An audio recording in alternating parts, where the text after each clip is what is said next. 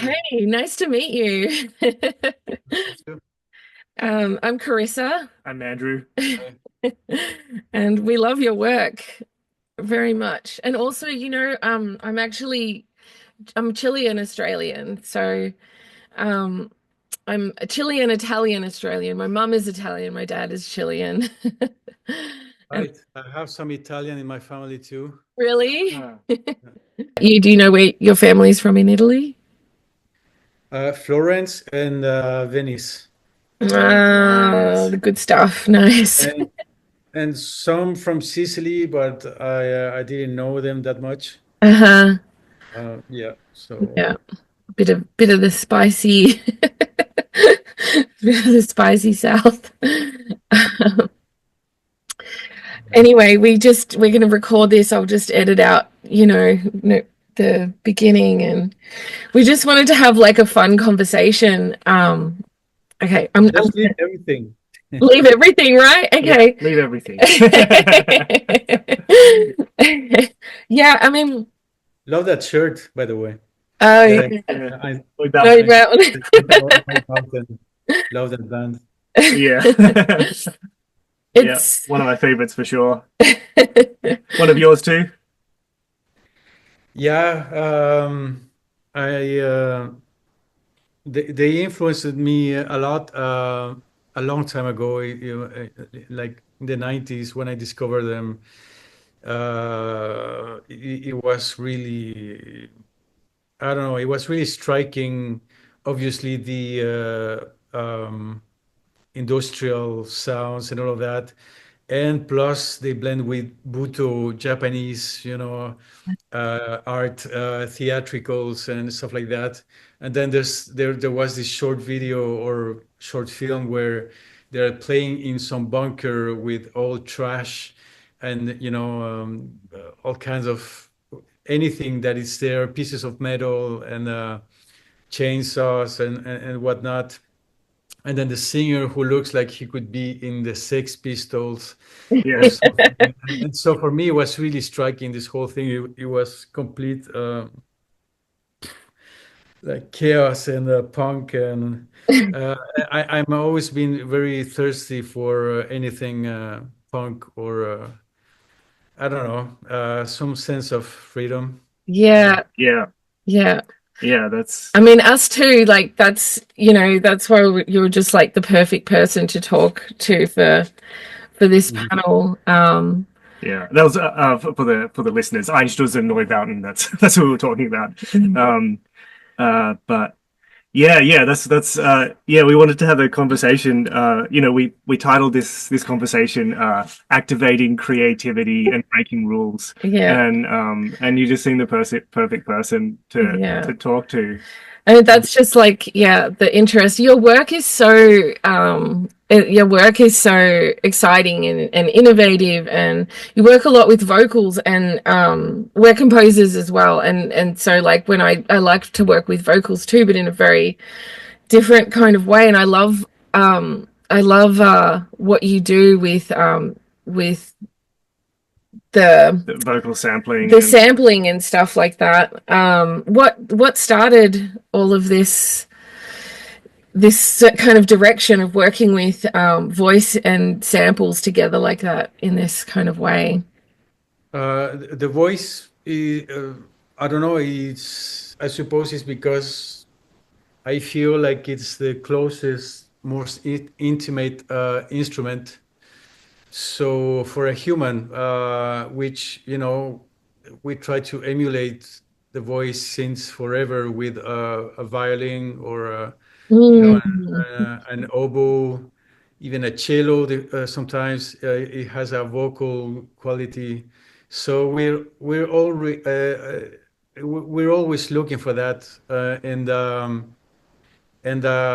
so yeah, I mean, why not use the voice as the main thing? So I didn't think that much about it. It's just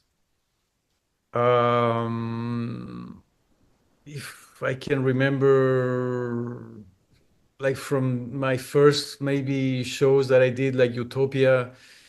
It was basically me recording someone doing all kinds of stuff, long notes, and I just wanted to be able to play that with a keyboard. So a little bit like, Mellotron, uh, Okay. Yeah. that way. But by doing that, then I discover techniques by accident, the ways of looping with the breathing and all kinds of stuff like that. So it remained my most intimate sound, or the most intimate way to connect with music. So Yeah. I mean, yesterday I had someone here who's a baritone bass Mm. singer, and so we spent the day recording some melodies that I did, and some sounds, and I don't know exactly what those sounds are gonna become, but there's always interesting stuff with that experimental part, and also with the this is the first time that I record for a movie something that is not with female voices. Mm. And so I went for the very much the opposite, with a very, very low voice. And it's a very interesting texture to me, and it's very different. That's so So, feeling that lower range, where it could be a bass, it could replace a synth bass, or electric bass, or anything like that. So we'll see what happens with that. But yeah, so it's always the voice. Everything else, it's important, it's fun, but I feel like the main connection, the most intimate connection, is with the voice. As far as my choice of arrangement or instrumentation, uh, I suppose I haven't done a score where the voice wasn't like the main thing. mm. Even I'm thinking. Like the first Smile movie that I did, a horror movie, the I think there was less like real voice, but there was an instrument that I used called the daxophone, Mm. which um, which I don't know if it's somewhere. I could show you later Yeah. if I Wait a second. Yeah, in the studio. Can I go out of the go camera and for it. Yeah. Yeah, Yeah. yeah. This is about breaking the rules. And then we can see your drum kit too.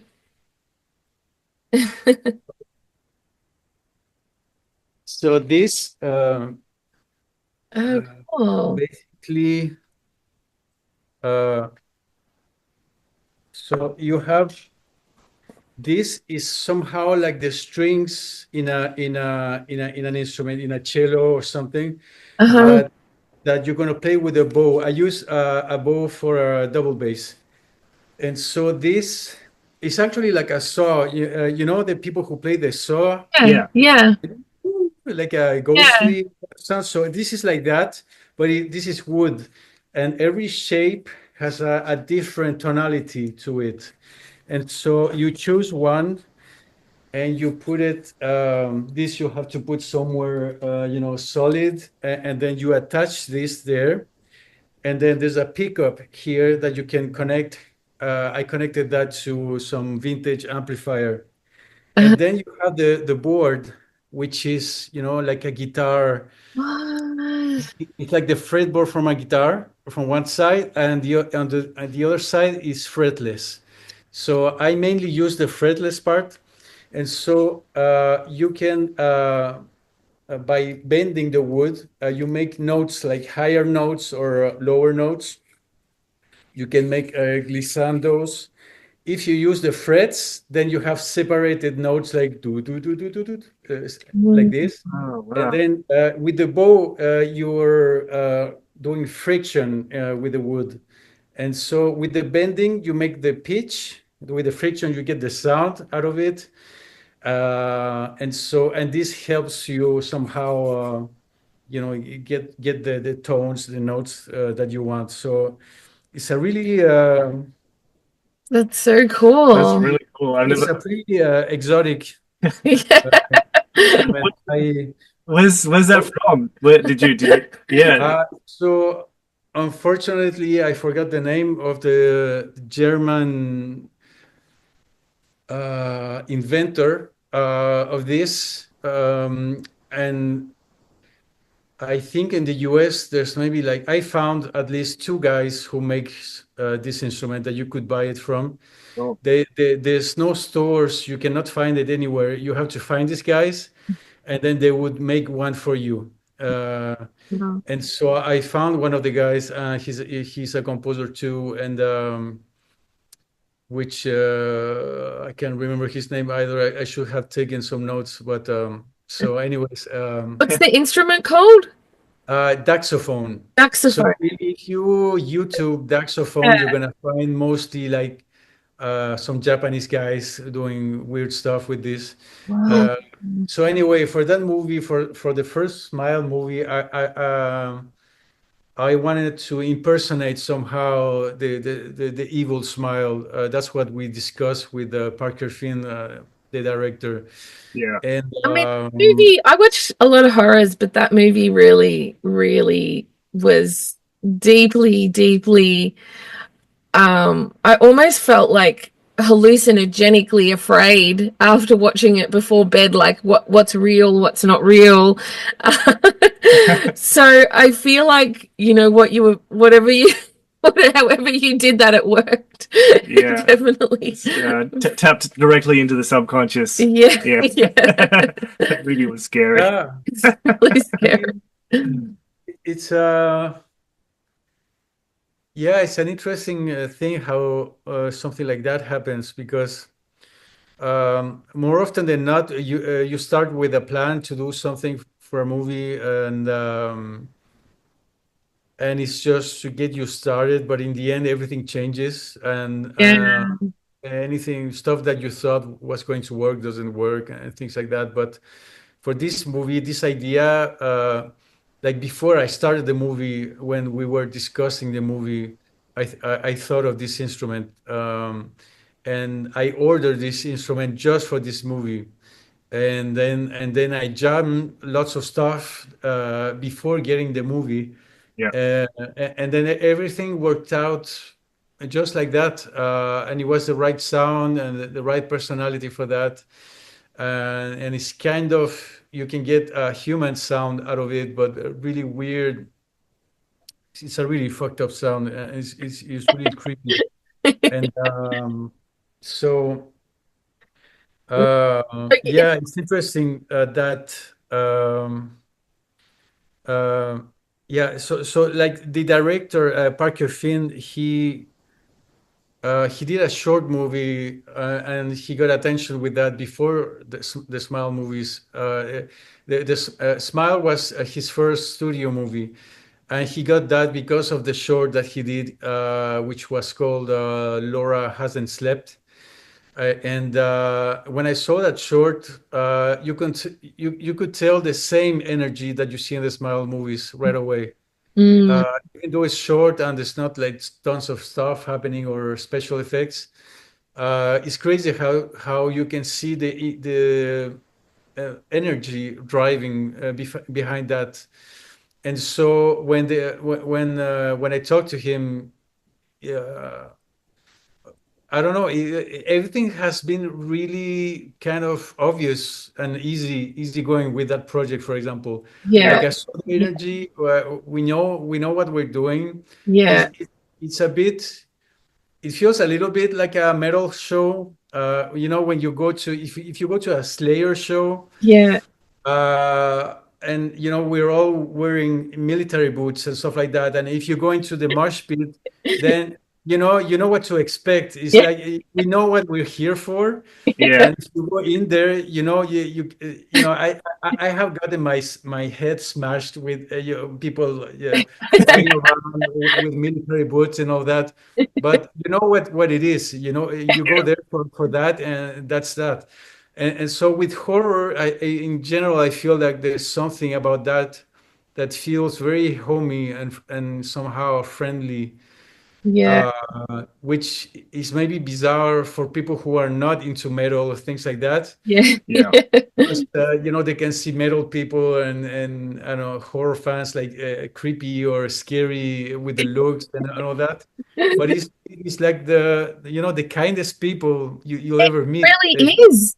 Yeah, It's because when you're in touch with the shadow, right? Then Then then you're it can't creep up on you. it can't creep up, it can't come out in like covert ways. It's just yeah, I don't yeah, know.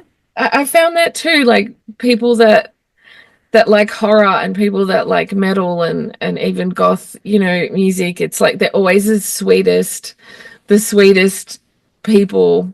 yeah, No, people think that they're the opposite, but it's actually not that. It's not yeah. that way. No, it's a really. I've been into metal since I was like 12. Yeah, So I don't know. I feel very comfortable around those vibes.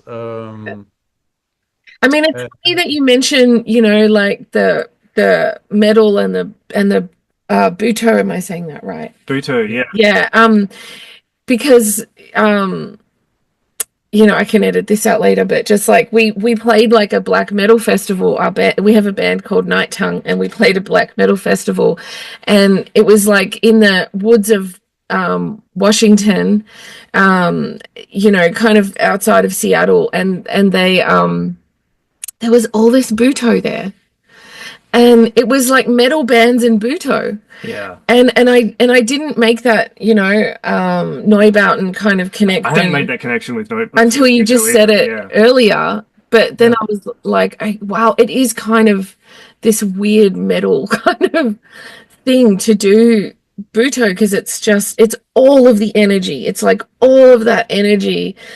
And that's kind of what your scores feel like too. Like there's all of the energy is just it's like this organic kind of experience that's like textural, and it almost gives what you're watching like a textural, visceral kind of energy to it, maybe because of the voice. And mm. but yeah, it's like interesting that metal is an early influence. Is that a pretty strong early influence for you? For sure. It Anyone in particular? if, Like, even if not an obvious one for people who watch the shows or the movies, it's not necessarily something obvious, but uh, here and there. I mean, so, unconsciously or subconsciously, it is there yeah, in ways that are not obvious. Like it's not necessarily metal guitars or drums or stuff like yeah, that. But I still is there. I think it's there in some ways. I think maybe in the Smile 2 movie, there's some riffs in there that if it was a guitar, you would recognize death metal, uh, fast, really fast picking, um, like even the intro of the movie. That was interesting because I tried many things for the intro, and I was not happy for a while. And when I decided to send something, it was what's in the movie actually in the end, which is this. It's like a wave of dark chord, so something going like that. And yeah, if it was a guitar, then it really sounds like death metal. And there's some screams very far. It's like someone's yeah, suffering or something. Some weird stuff. But what's really interesting is that in horror movies, that's you're looking for that. People are looking for that, and yeah, like everybody pretty much in the production, that this is what we're doing. yeah, So that's what I love. And when they heard that track, the producers, when they show it to them, the director, they had a viewing. The producer said, I really hope this is like an early viewing. And the producer said something like, like, please tell me this is our score, Oh, because really? often there's temp music Yeah, in every yeah, cut, yeah, and so it was it's just great when something connects like that. Uh, yeah. It is. so It's so yeah, nice when you do have that collaborative experience that's like really natural, like yeah. easy. There's an easiness to it.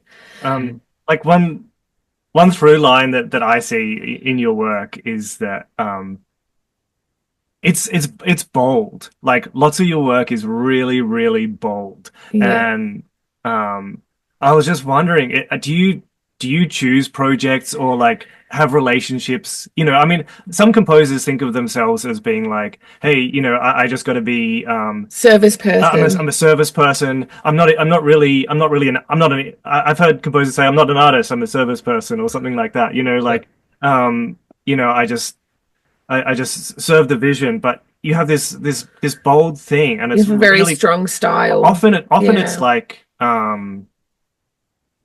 often it's like almost as the score is like a character, you know? I mean, such a strong character too. Like you can really we watched Baby Girl last night as well, and it's just it's such a good movie. It's such an incredible movie. And and the score when it would come in, because there is so much silence, you really feel the character, like the energy. I mean, you know, we're also like connected to the music side of things, so maybe we notice it more, but it feels like the presence of your score kind of elevates whatever's happening Mm. in this way that gives it this unique character where you experience the feeling of I haven't seen this before. I've never I've never seen this before. I've never felt this on screen before. It has such a unique tone to it. Are you aware of that, of putting your kind of self into it in that way, or is it just a kind of a mix? Um, Crazy. yeah. I don't know. I think in this business you can kind of choose two paths Yeah, for a composer, yeah, because like you were mentioning, there's I think the most normal or standard path is that of a chameleon. yeah, yeah, You uh, yeah, I mean, you kind of give them what they want. yeah, You turn into something that they need. So that's one way, which it's kind of. I understand why it works and why it has, people push for that kind of thing normally in this business, because people are stressed out and whatever, and projects are expensive and they need something to just happen and get the job done, and nobody's there really to revolutionize anything. Most people have really uh, I don't know, people, they have their own tastes in music, yeah, people yeah, calling the shots. yeah, uh, um, and so maybe they want things that they understand easily, and if they feel like it's easy for them, it's going to be easy for the rest of the world. I think that's a huge mistake, yeah, uh, um, because most of the time, by having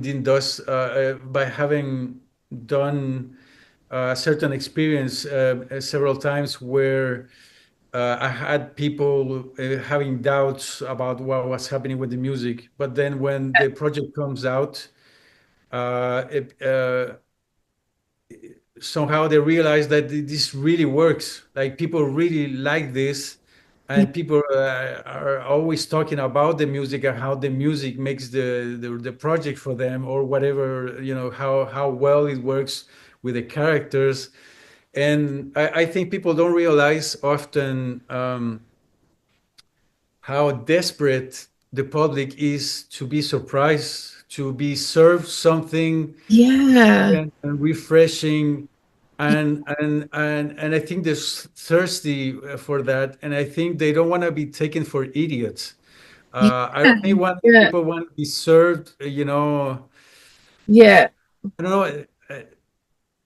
I understand that you could be careful. The public they're not gonna understand this and that and stuff. But I think this is really exaggerated. I think people are way too afraid of a music that a sound they didn't understand about something or whatever, because this is what people want. From what Yeah. I see, people it makes them excited and happy, and they connect with the project, and they're just refreshed, particularly in this world of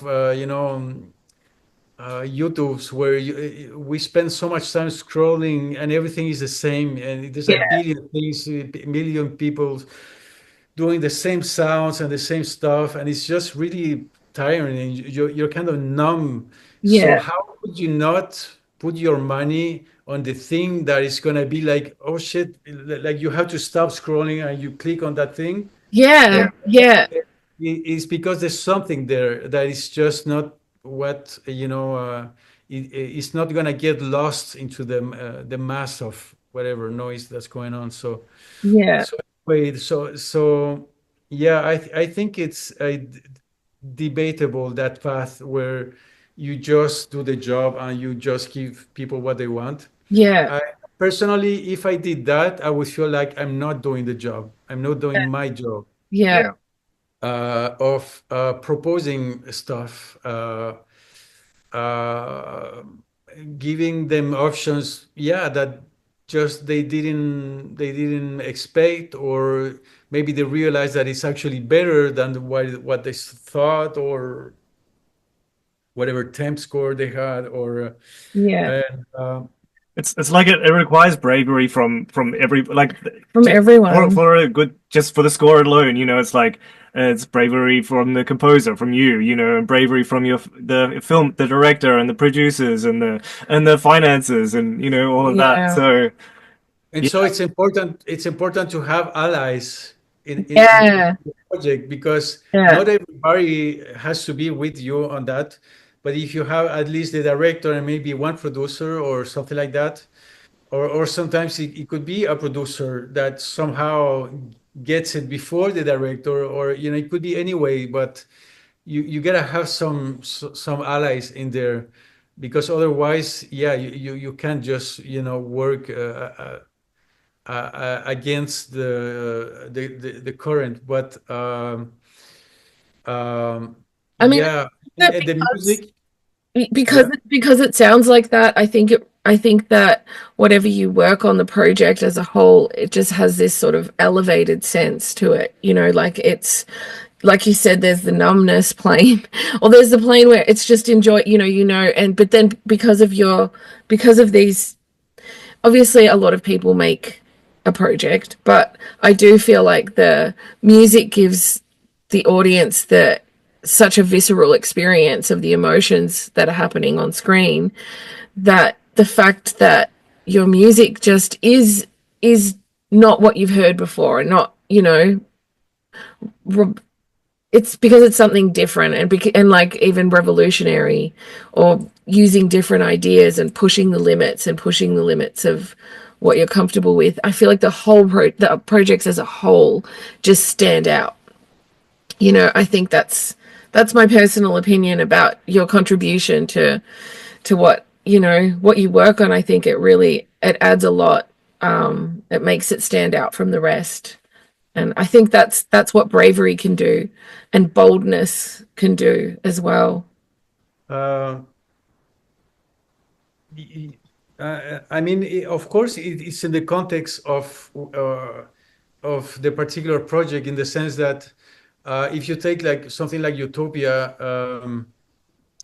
I mean, I don't know how revolutionary the music is. It's just that the music, in combination with those images and that story, it's a really weird cocktail. Mm. It's Yeah. not there's not it's very violent. There's people torturing someone. They get his eye out, and then the guy tries to escape, and then he's trying to shoot somebody, but he can't see anything, and the torturer is trying to stop him, and then movie like this, and the music all of a sudden is like this dancey, like samba, like Brazilian kind of beat, but odd and dissonant. Mm. And so you don't expect that. You expect, dramatic action music, da, da, da, da, da, da, something terrible is happening. Oh my God, and all that. And so it's not that like if I buy just an album of that beat, I'm gonna think, wow, this is super contemporary revolutionary music. It's the combination with Yeah. the so it's maybe odd choices. It's Yeah. weird choices to Yeah. think this is gonna fit with that. Yeah. It makes everything better because it is unexpected, I think. And so, but I think it's normal to have also tensions in project where I think it's necessary. And if there is no tensions, and then you have that concept of you have just a bunch of people being obedient. Yeah. Yeah, we just do the job, and we get the check, we get paid Yeah. enough for us. Yeah. Yeah. But those projects, I mean, they look terrible. It is what it is. Whenever you see something really boring and lame, it's because of that. It's because there were people who needed to be like dictators, and Yeah. there were people who were just happy to get the cash, and they do whatever they're told, even if it's crap. Then nobody's gonna, have an opinion, Yeah. uh, and whatever. And So that when you say tensions, do you mean like tensions in the collaborative Yeah, creative process? yeah, Yeah. yeah, yeah. I Yeah. mean, from the moment that you have an opinion about something and you propose something that is different than, uh, I don't know, the writer expected or the producer, Mhm.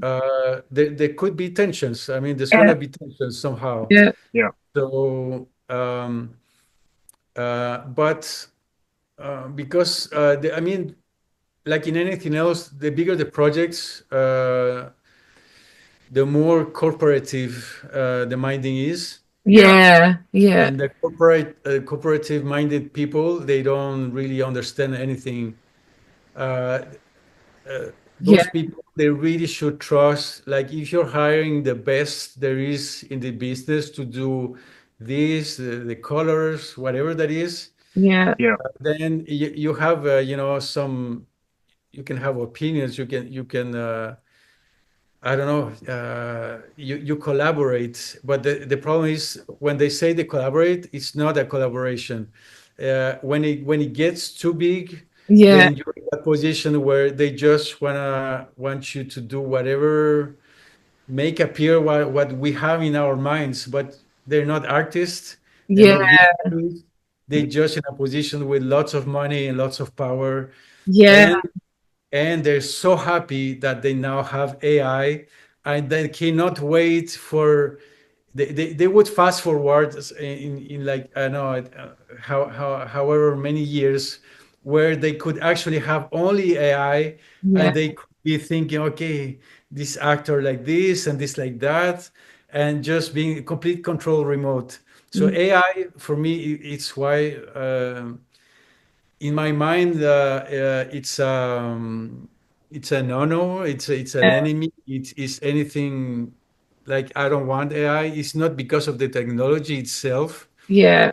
because this is a weapon for these people. Like it's a weapon for the military. It's just a weapon for people that have I don't know, that are not artists, that don't have empathy, that don't have Yeah. uh, the higher you go. I mean, this is not just talking. I mean, it's proved that the big CEOs and all that, they're all psychopaths. Like scientifically, Yeah. they research about that. So that's Yeah. what. dealing with. Yeah. And so, Yeah. whatever. I think I mean, people like sometimes I've heard some interviews with Frank Zappa that I found interesting because this is a guy who had a career since the 60s. He started very young, and so he saw the business in the 60s and the 70s. And then there's some videos on YouTube of him in the 80s, maybe speaking about how the business has changed and how in the 70s it was more like the guy with the money, he's like, okay, let's give some money to these crazy guys and let them do whatever because they connect with people. yeah, uh, I agree with him when he says that that's the right attitude for the yeah, business people to have, to Yeah. look for the crazy people who are doing stuff that people like. Yeah. yeah, Maybe you don't understand it right away, it's normal. Yeah. yeah, And the yeah, same way that if I'm working with someone and I send a piece of music, maybe it's normal that you don't react to it right away when you receive it. Maybe it's going to take you a day. It could yeah, take you a week. And Yeah. yeah, sometimes it's going to take you, if that music made it to the show despite you, then yeah, when you see how people react to it, yeah, then you start feeling that and you connect and it's like, yeah, this really works.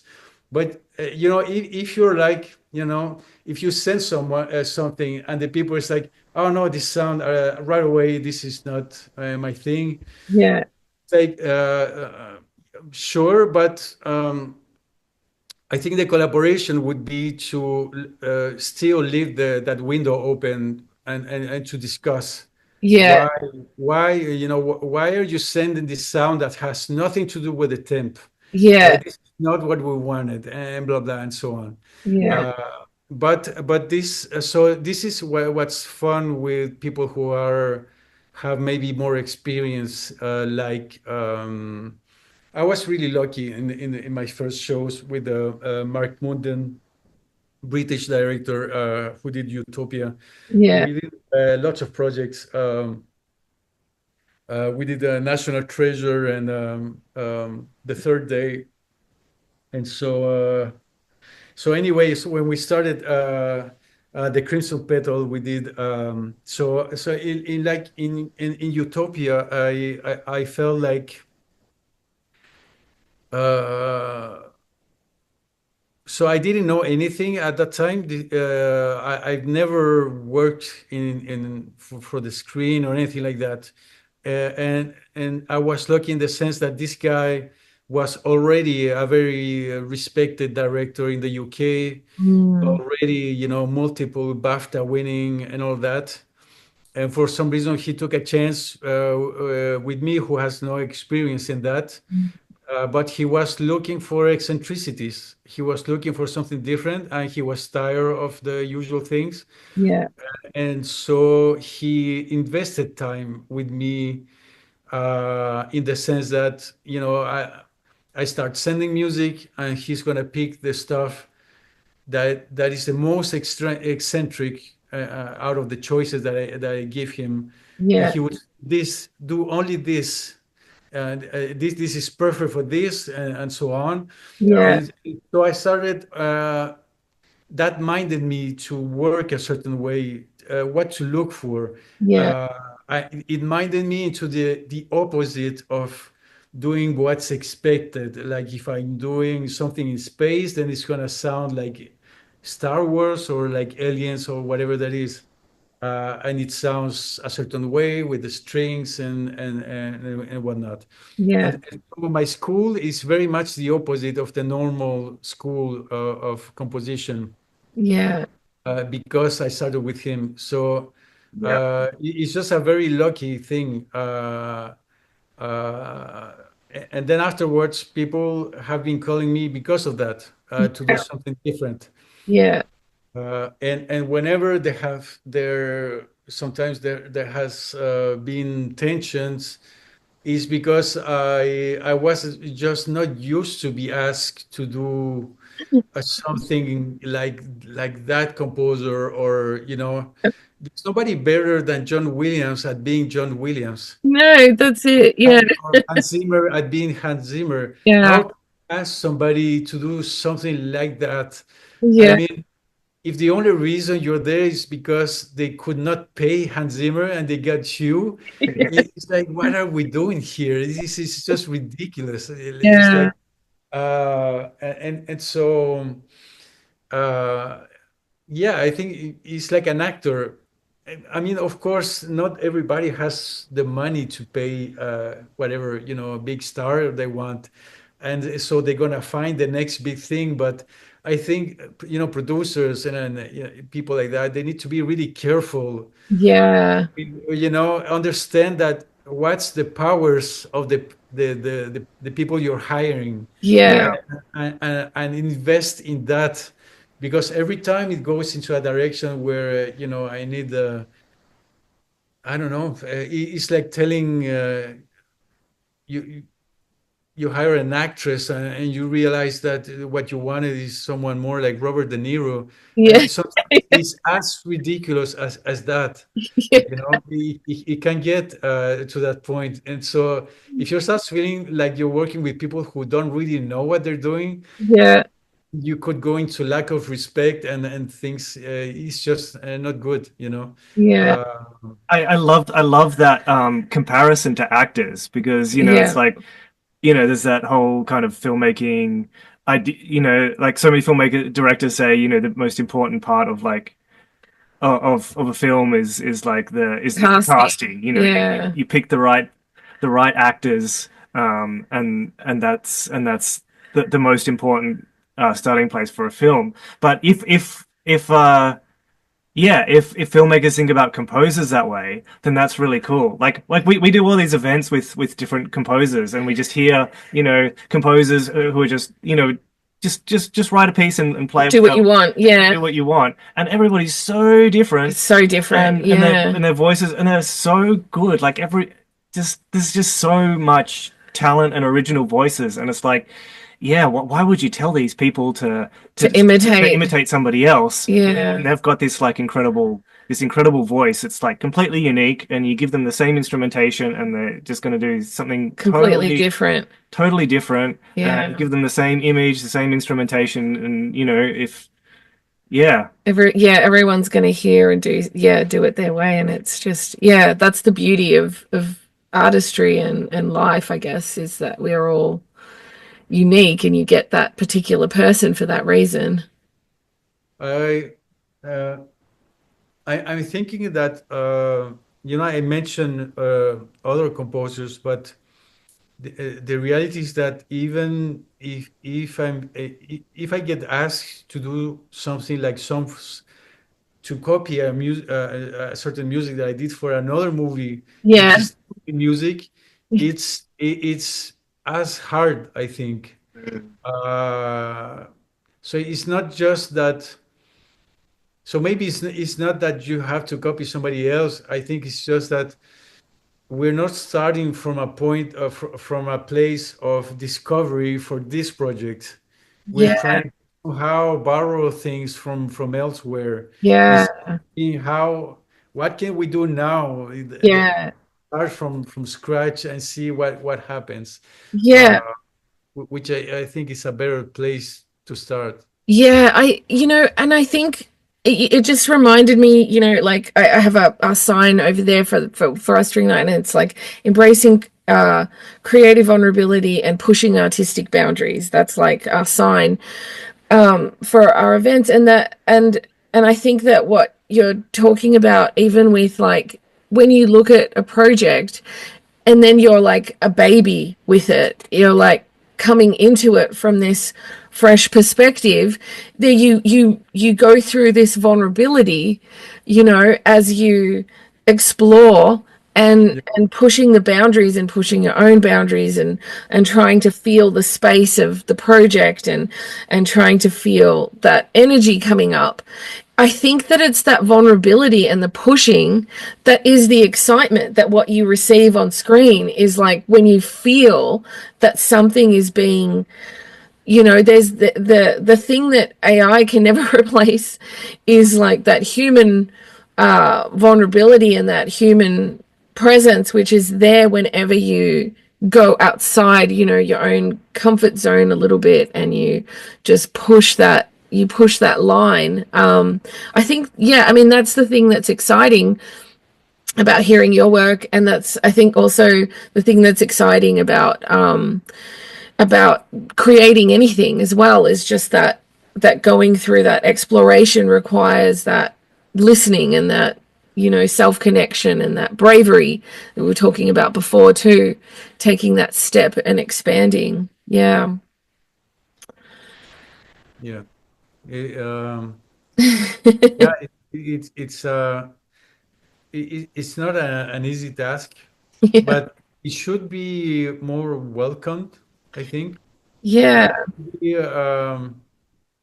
It shouldn't be there's a, you know, we were talking about a corporative minding. I don't think it should be like you're working at you know,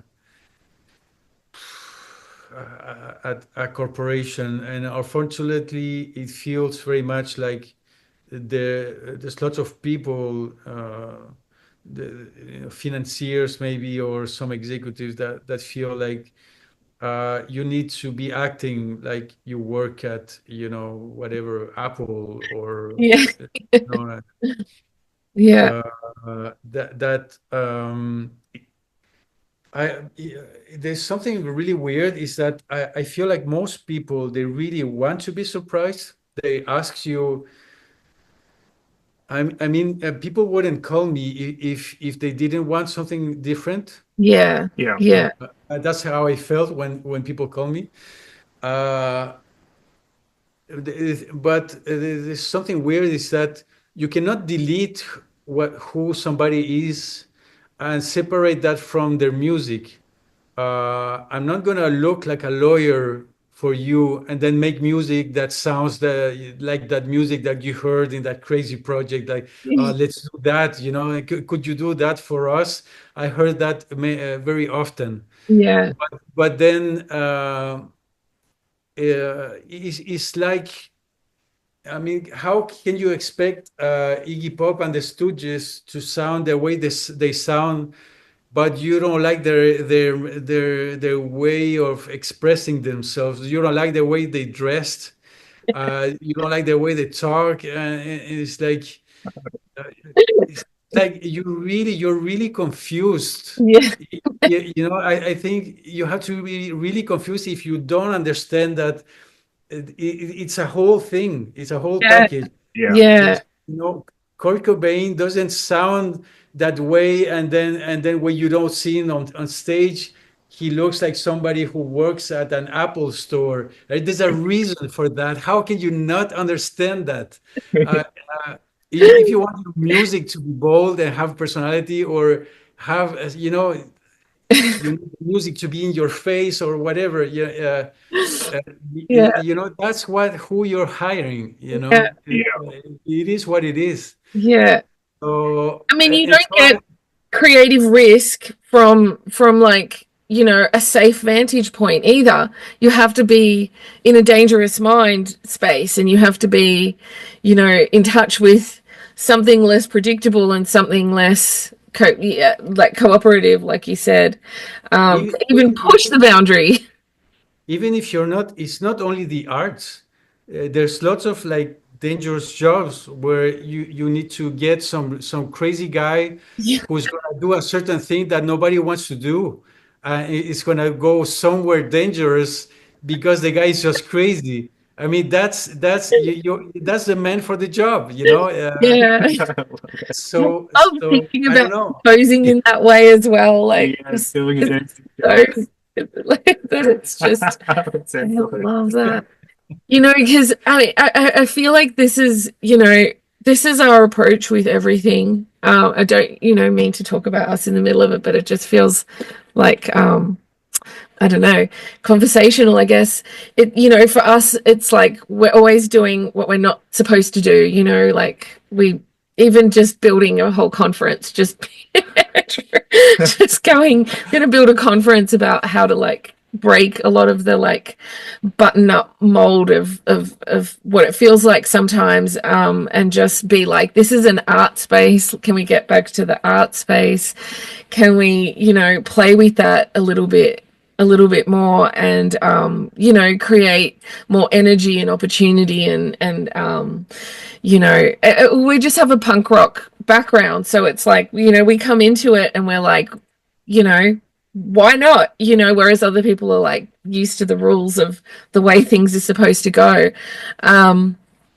So, with composing for us, it's the same as well. It's like, but yeah, we are often like kind of finding that I guess the two paths there that you talk about, and it's just really exciting to talk about the more creative path of doing things, and yeah, and being dangerous, just being dangerous, and having bravery and boldness and danger, and yeah, and because even though you're talking about like all the frustrations about like about feeling like you're up against this corporate mindset or whatever, it's like, I mean, our experience of your work is that you've gone there, like with everything you've done, so yeah, obviously there's, we don't know how what the process is to get there, but gone there in what sense? You've gone there in the sense that you've made you fought them. Is it, that's what you're saying? Well, whatever where there's fighting or not, like you've made bold decisions on your project, and those, Yeah. and I've experienced them. I watched them, and some of them are like with big studios. Yeah. Some of them are with like indie studios who like, And that's what they do, and like A24, like that's what they, that's part of their branding. That's part of their branding. Yeah. But yeah, but also like, on commercial things that are commercial success. On HBO, yeah, I mean, your work on White Lotus is incredible. Yeah. It's just so exciting, and everything that you did with that show is just, magnificent, especially just as a vocalist myself. Just, I don't know, just the way that you play with the voice, and all of that is just really exciting. And that is something that is a massive commercial success, with great celebration for taking, risks, for doing the bold thing, for doing the thing outside the box, for breaking the rules, and, and having that creative spark, come through. It's, you're proof that it is what people want. You're proof of that. Your work's been proof of of that celebration of spirit and energy. But I do feel like, okay, like just philosophically or historically speaking, like that has always been the case with music. Even you can go back hundreds and hundreds of years, and the most exciting thing, the most exciting composer, the most exciting person is always the person that is introducing the new concept, or introducing a new style or a new thing. And I feel like, I wonder sometimes with social media that it's like, it's bred this group mind that is like, everything has to have likes. You have to, like, be likable, or like have there's this, whereas in the past you would seek out, I mean, I even remember like just being a teenager in the 90s or whatever, just like going out there and you would try to find the music that nobody had found before. You would try, like, the more obscure the better, the more outside of the norm the better, the more that and I feel like there's a historical thing there too, where as new musical techniques were being developed, those composers always stood out in front of the rest. So I wonder, like, the hunger that you're talking about that people have for something different that pushes the boundaries, and something different that is unexpected, the unexpected, like the unexpected thing that people are excited about or hungry for. I wonder if there's like extra, hunger there because it's been, you know, people don't get record deals unless they have a certain amount of likes, and the A&R person isn't looking for the unique person anymore. And you know, in all sort of fields of art and music, you know, it's too people are operating based off of safety instead of risk. You know, in many different areas of art, maybe because of this sort of more recent introduction of social media, and maybe now that we're used to it, we can get past that and back into kind of looking for things that are more interesting or unexpected again, and start to feed that thirst for connection and that thirst for you know, something outside of that. Yes, it Mm. was a bit of a rant. Uh, uh, I think again that algorithms make everything worse. It amplifies everything that could be wrong about the conversation, because you have like this guy who, I don't know their names, but there's like two guys who own basically everything in the music business. And I think it's a father and a son, and I don't remember the names, but they have like this group that owns all the labels and own like everything. And like they basically do everything based on algorithms that you know, that look for, it's kind of like Amazon, where you look the lowest prices and whatever. So Yeah, something like that, but that's how it works for artists, how they pick artists and who to push and whatnot. yeah, And that's besides any political pushing, where, you know, uh, that's another dark side of whether why, you know, why we hear whatever we hear everywhere in the mainstream, and why things sound the way they sound. I mean, that's such a long discussion. I mean, it's pretty obvious that if you think in the last 40 years, it's, I find it hard to say that it is just accidental that um, any kind of uh,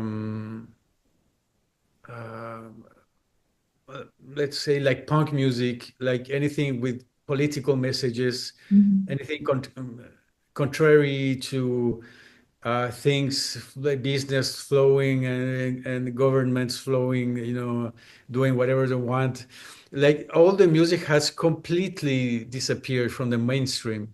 There are things, even in the 90s, there were still some things that were mainstream, that were aggressive music, people yeah, complaining about whatever, yeah. political issues or anything like that. So disruptive.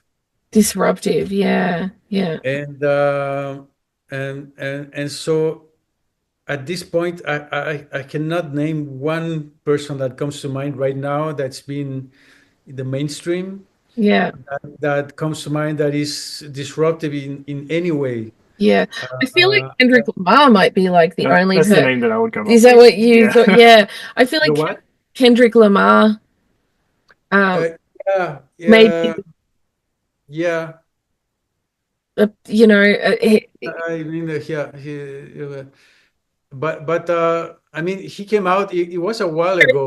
like it's very less, and he did come out a while ago, and he came out at a time where there were He still was, yeah, record he was Kendrick. labels I mean, doing things that you didn't have to, you know, work at the algorithm for. You know, yeah, you actually yeah. have talent and be discovered.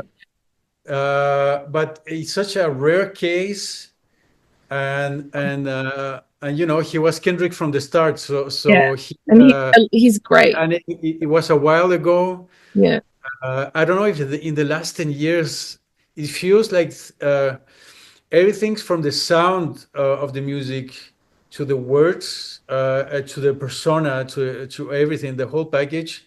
It feels really, really, really sedated and really. Uh,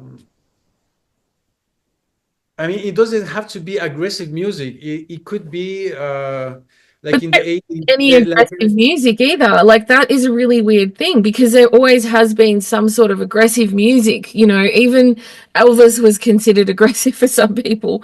yeah, The no, no, Beatles, and these days there really isn't anything being exceptionally unlikable or exceptionally contrary. Yeah. So I think uh, yeah, yeah, so that to me, I don't feel that it's really accidental. I think anything contrary to that could be a problem for the ruling class, let's say, um, is just something to be deleted and silenced. yeah, So, and to show any kind of resilience or, I mean, any kind of resistance or to have even opinions, like in the movie business, something like that, where it's very much the rule of fear. Everything is about fear of, not saying anything. yeah, Like, for example, this actress from this Disney movie, Snow White. I can't remember what movie it was, but so this actress said something about Palestine, and she commented on that, and that was like devastating. Like it was it was like at the atomic bomb. It's like, how can this actress speak about that in public? And the people from Disney, they were like going crazy, and they obviously do the usual smear campaign yeah, to destroy that actress and blah blah.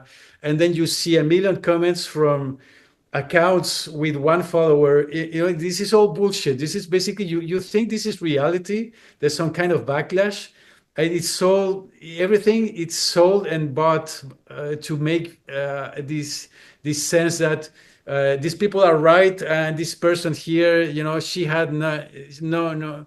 Why is she speaking about Palestinian? yeah, And it's so weird because people, actors, let's say, who speak about war or anything like that, is like it sings it's basic stuff like saying, I think Arabs are humans too. yeah, Like like that's a problem. yeah, That we need to destroy this person yeah. for having an Yeah. opinion about something. Yeah, It, like I don't know, man. I Yeah. mean, for sure, they have power. They have power to buy, smear campaigns and do whatever they want. yeah, But I think, at least in your head, you can still laugh at them because it's so fucking ridiculous. yeah, It means nothing.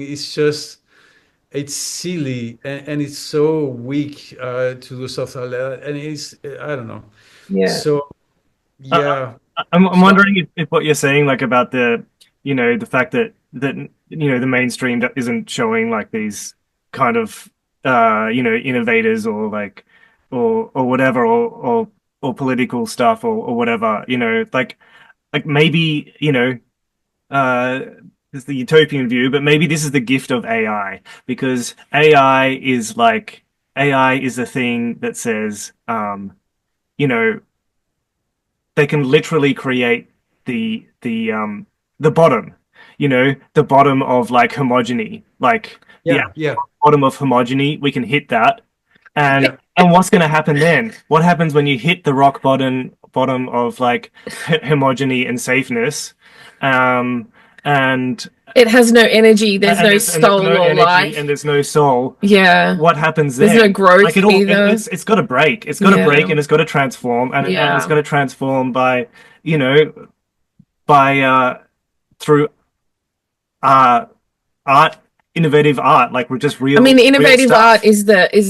is a prescription to Yeah, cure it's the medicine. Yeah, the problem of AI, right? It's like, Yeah. I mean, uh, I don't think there's any rational explanation to things like that, because that would be like explaining to the 1%, the ruling class, that you need a planet to live on. It's How fucking stupid can you be? That you think that you can keep going and destroy everything and pollute everything. What do you think is going to happen? And so maybe they just don't care because they're so disconnected with the amount of power and money they have. yeah, Just I don't know, they can't see any further than their nose, like they say in French. And it's there's nothing to understand really. It's just ridiculous that they don't really care about the planet they living for, yeah. living in, and they just Because it's sociopathic, because they think they're going to live and it's not going to like affect them. And they're sociopaths, so they don't care if it affects anyone else. yeah, there's no empathy or nothing. So in a way, I feel like it's very much like in John Carpenter's movie They Live. You remember that movie? Yeah. So people have all kind of stories about what those people are. Is it like aliens, Yeah. whatever, crocodiles, or yeah, I don't know what. Uh, it's definitely something. They are there. Yeah, It's just people who are probably, I think, native peoples of the world would call them just sick. I yeah, think they're sick. They have like a mental illness, yeah, and I think it's a provable mental illness, yeah. and that's all there is. Uh, so yeah. So I don't know. So AI, yeah, it's just the gift from God for them. Yeah. I think at the end of the day, you can human nature is pretty consistent, probably from thousands of years ago to now. And I think there's always a certain amount of people that are, sociopathically kind of trying to hold the rest of society, by by their control. And I think by the same token, there are always artists and there are always, the rebellers and the people that push against the grain. And maybe that's all progress really is that tension, the tension that you spoke about as well on in the creative process of making a good film or a good project. It involves tension for it to be good. And maybe that's what, on a more zoomed out level, that's what, this battle is, just a consistent one for human evolution that needs, these parties.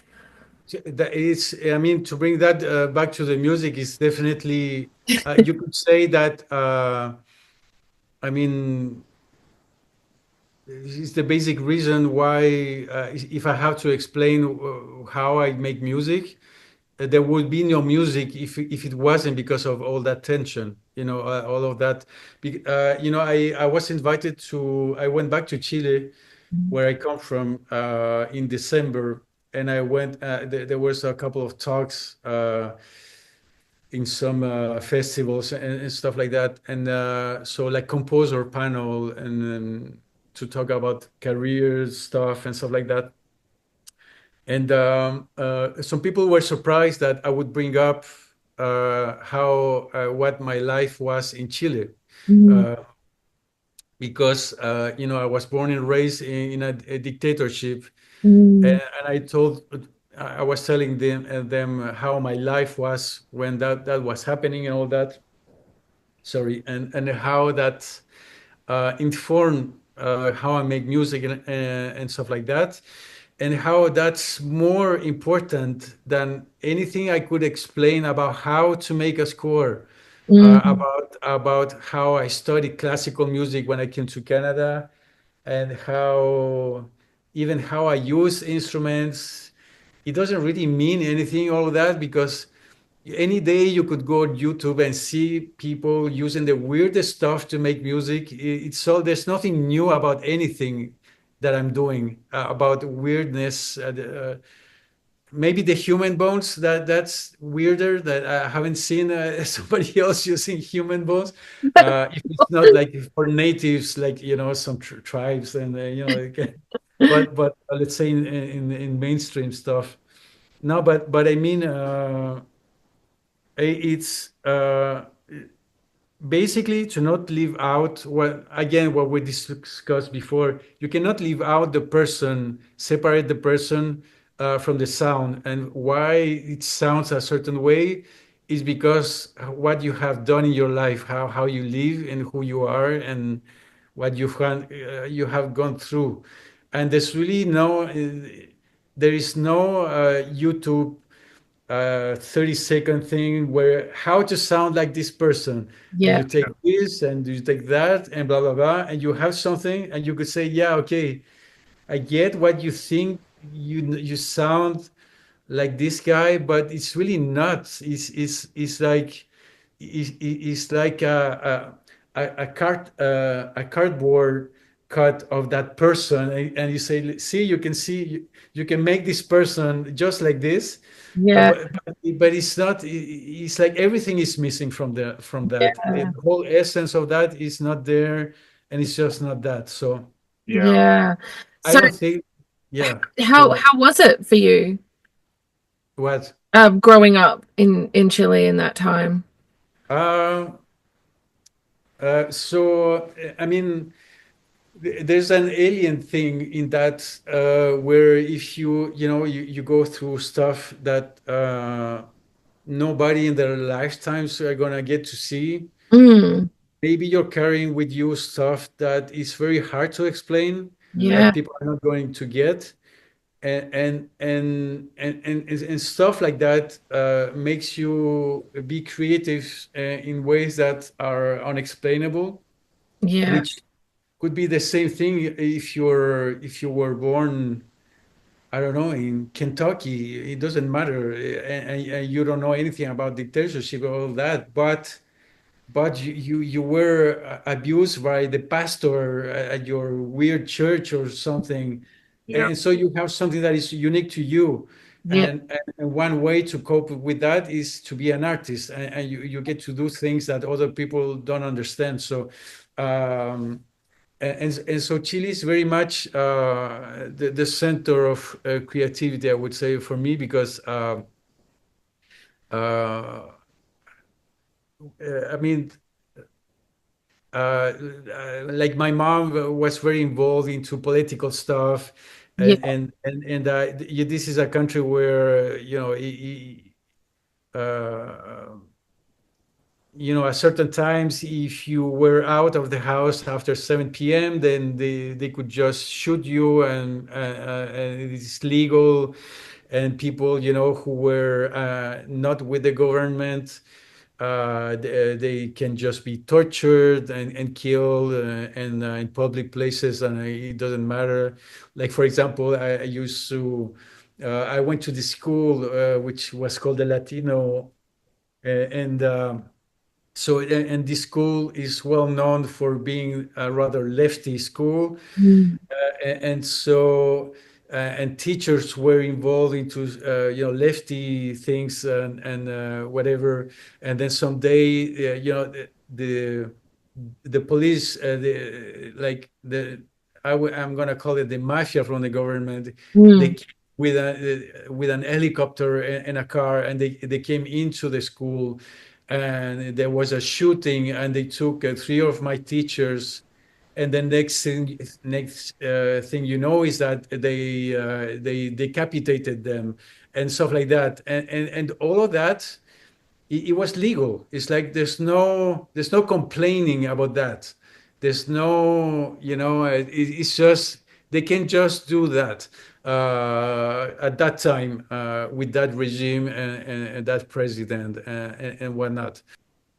So yeah, so this is from 73 to 89 or 90 is those years. It was like that in Chile. So it's very much like coming from another planet when you come up north to North America or a place like Canada. So Yeah. uh, yeah, so for me it's important to use that, and I was using that even when I was there. I mean, I started somehow producing with whatever things we had with a ghetto blaster and making my own instruments and stuff like that. Mm. And the vibe was very much being angry. Like I remember my best friend, we were just angry all the time. Mm. All I remember is that we were just complaining all the time about everything. And we were metalheads, and metal is a friend. It is in South America, metal is very strong with people, and I Mm. believe it has to do with the situations. Because it's good for anybody, metal, but I mean, in places like that, it's like really a close friend. Like you really need that metal, that friend to help you out. Uh, so yeah, that was a little bit the vibe. So that punk thing that is not something that you pick like today on YouTube and you say, I like that. I want to do that style, or in the 90s, I want to Yeah. start dressing Yeah. like grunge, I put holes in my jeans and stuff like that. I know what it's like. There's something that comes natural because you need that. Yeah. Uh, so that's very much my childhood from that time. Mm. So yeah, for I don't know, it's good for lots of stuff. It could be less good for other stuff. You have a weird perspective about things, maybe. There's certain bullshit aspects that you don't feel like even negotiating with that, Mm. particularly in places that are very superficial. Like it can be a lot of superficiality in places like Hollywood, and so it's like sometimes it can feel a bit ridiculous. Yeah. But I mean, there's all sorts of course, and I really admire people that. Like I don't know, like I could never live in Hollywood, but I admire someone like David Lynch. Mm. He really approaches the place like a creation thing, like his movies, the way he lives, the paintings, and the way he sees the streets and all that. I mean, he's in a movie. He's really, Yeah. so he's doing the right thing in the right place for him. Yeah. It doesn't mean that he didn't get angry. There's lots of, it's funny, there's lots of videos of him complaining, uh, getting angry with producers and stuff. It's really funny because he's such a Zen a guy and all that. But then he explodes and it's really funny. It's like, Really really, funny.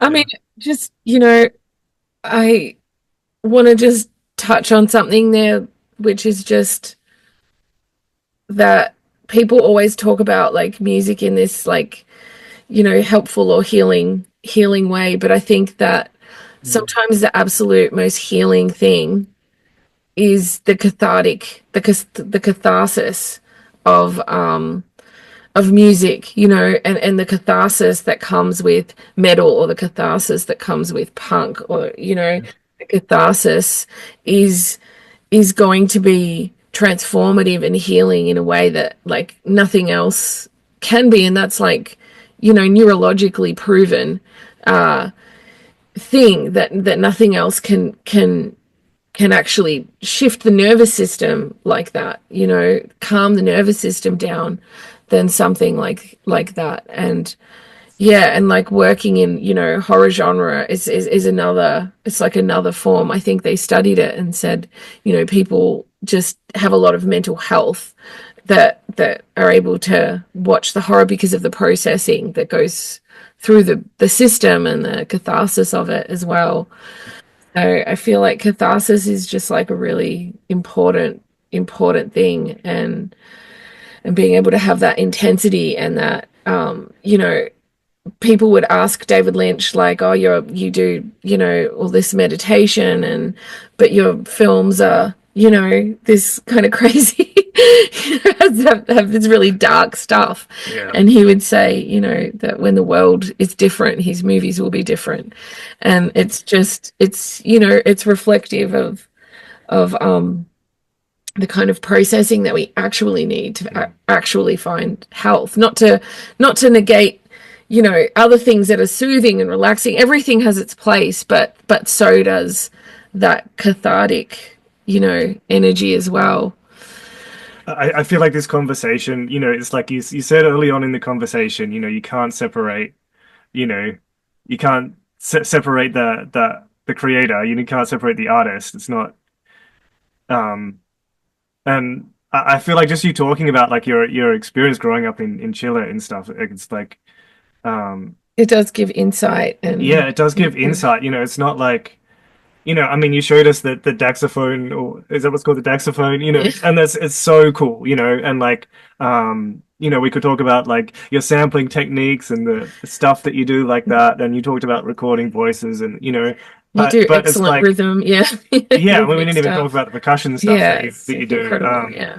but But but it's like the thing is it's just like you and your life experience and your perspective and the life that you've lived and how that's in the authentic or just bringing the authenticity to your your practice, work, to your yeah. work, to your art, and that's yeah, it's I just I don't know, I love it. It's just Yeah. like you can, yeah, you can anyone can study, you can learn whatever, you can pick up a new instrument whenever you want. You can go to the shop and buy instruments. You can learn a new sampling technique, or you can learn a new orchestration technique, or whatever. But it's just like who you are, like The soul, and who the you are, yeah, who you are the as a blood, the guts, the bones, the and the yeah, the like layers, the frequency, yeah, can never be replaced. So Yeah, I think it's definitely, I would recommend rather than,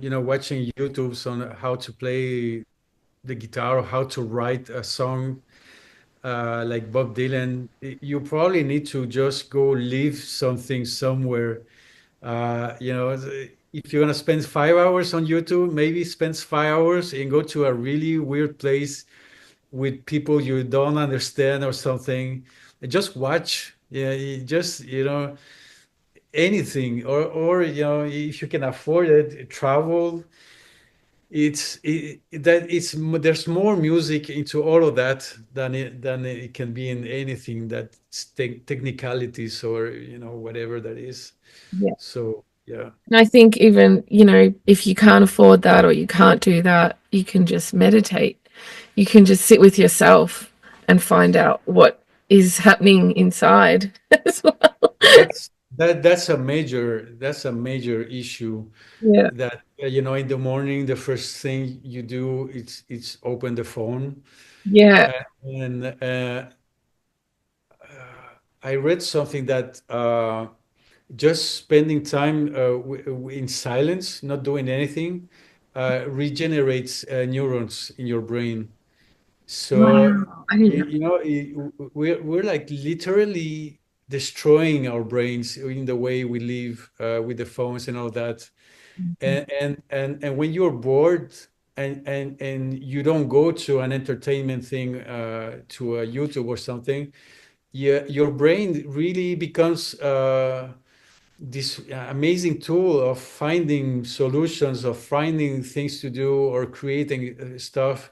So it's so important to be bored, to have nothing to do, and not opening as an entertainment system, just and make something. Uh, I remember that from being a kid, and I'm really sad that a lot of people are not going to have that luxury of sitting somewhere and waiting for something to happen, and just what can I do? And yeah, my friends are not available. There's nothing to do, and your brain is something you're gonna make something. It's gonna happen. Yeah. So It's true. so important. So, so true. love that. Um, we'll leave everyone with this thought. Thank you so much Thank you for so your time much. today, and Yeah. Thank you. yeah. Um, everyone come along to the conference as well Yeah. next week. Thanks so much, Christo, Thank you and so much. Really nice conversation. Really enjoyed that. Yeah. Yeah. Thank you so much. Thanks so Thank much. you. Have a great day. See you. Bye Thanks. bye. Bye. Bye. Bye.